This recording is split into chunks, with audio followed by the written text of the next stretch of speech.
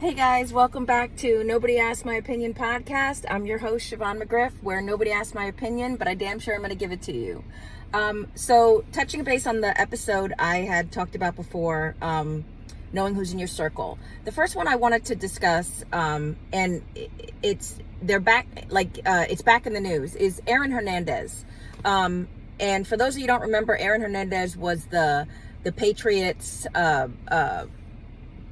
player, obviously. If you don't watch the news, but anyway, he was the Patriots player that was involved in murdering multiple people, and eventually was sent to prison, and then killed himself, leaving behind a wife and a little girl. There were a lot of rumors about how he passed and what was going on.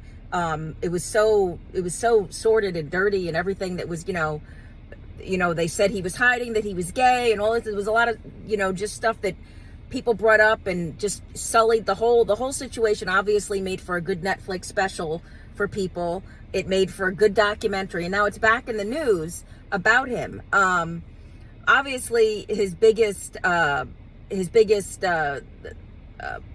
partner, I'm not a football person, I apologize, but biggest person he was playing with at that time was Tom Brady. And you have Rob Gronkowski. So obviously he had the fame with him. He had the talent. He had just signed, I want to say, almost a $30 million contract. How did it end up that this guy ended up right back in the projects from which he came? Now, this story has always hit me hard. Not saying I was not a fan of Aaron Hernandez. Honestly, I really didn't know who he was until after his passing. But this one hit me hard because if you grew up in poverty, I grew up very poor. If you grew up in poverty, majority of people are trying to escape it, right? You take some of it with you, but you try and escape it. The hardest thing I find to escape is that mentality, what you pick up where you were when you were in the struggle, when you were down there.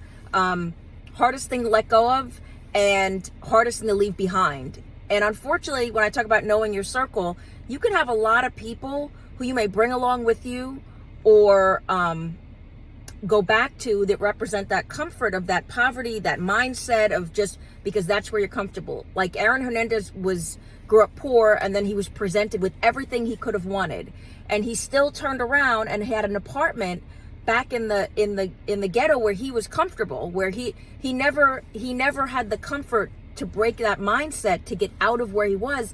And I truly believe that's why what happened with him ended up happening the way it did. If your situation changes, but your mindset does not change, it doesn't matter where you are. It doesn't matter what kind of car you drive, what you're living. And I'm not preaching, guys. I'm talking about, personal experience, but also just reality. It didn't matter how much this guy had been exposed to. You could imagine, everything he'd seen. He was just presented with everything he could want, and he still ended up right back.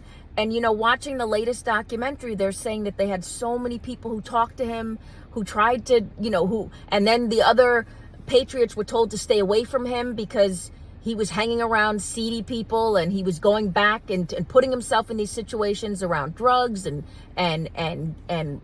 guns and guys and gangs and all this other stuff.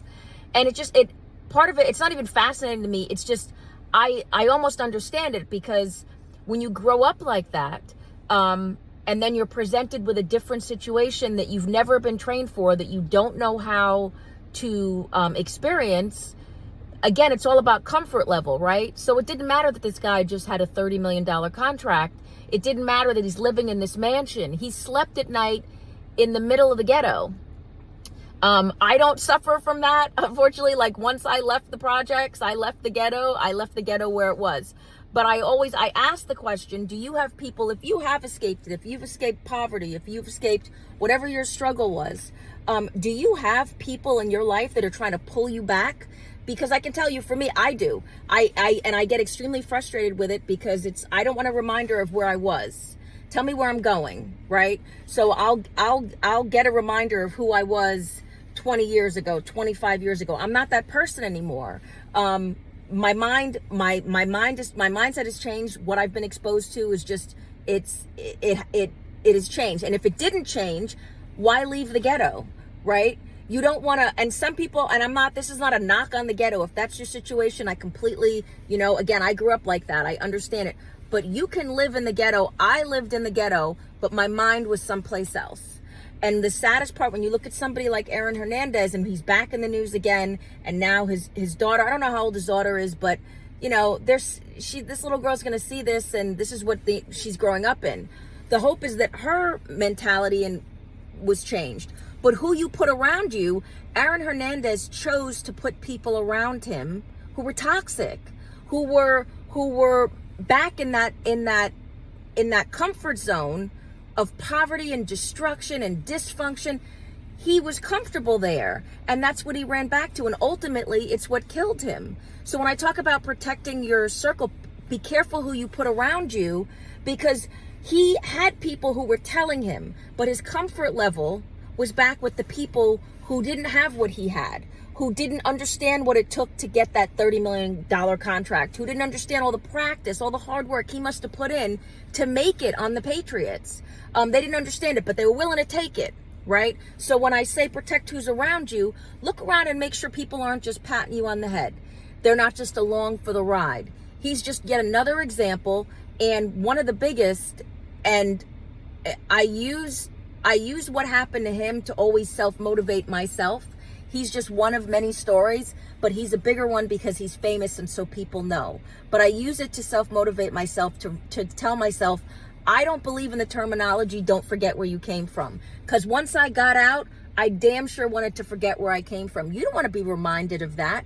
If you do, that's your sitch, that's your issue, your whatever, however you choose to deal with that. But I know how I grew up. I don't want to be reminded of that. I don't want to be told that